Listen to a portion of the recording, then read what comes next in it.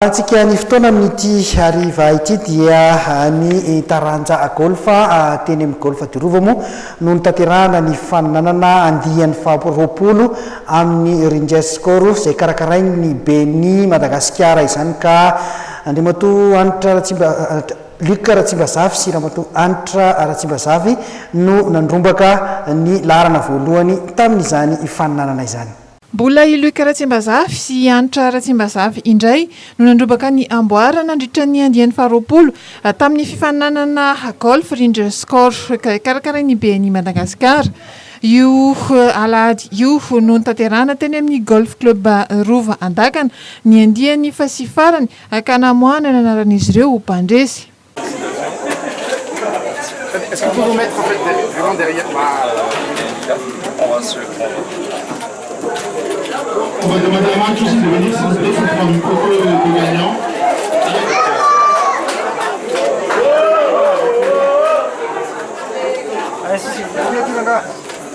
Les deux gagnants et ensuite tous les gagnants.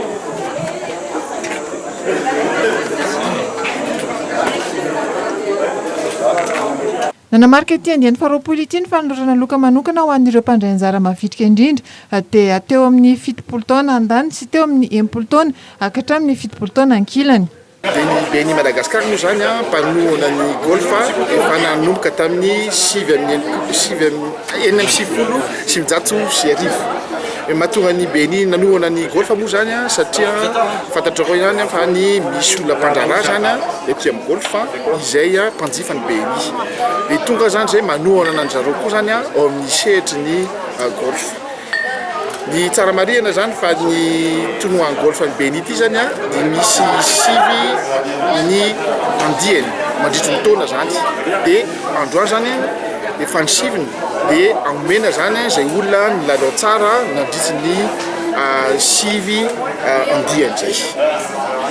Ny marihana ihany koa moa zany fantatrareo fa ty toerana ity zany tsara tarehy dia ny Beny zany manohana ny ataontsika hoe ny ny écologie zany satria taloha fa mahafinaritra be ilay toerana dia manohana zany ny tontolo iainana manohana ny golf ihany koa satria ty toerana ity zany tsara ho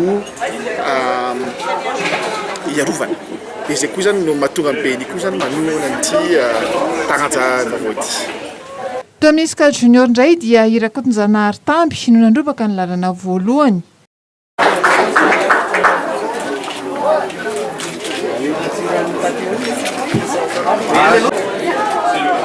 Feno 20 taona moa ny rinjeskoro Beny Madagasikara tamin'ity taona ity, rary noho izany raha nisy ny fanaraha-marihana tamin'ny fomba manokana izany vanim-potoana izany. Mbola voninahitra any ihany koa ity banky ity hanohana ity taranja golfa ity izay efa lasa taranja olimpika ankehitriny.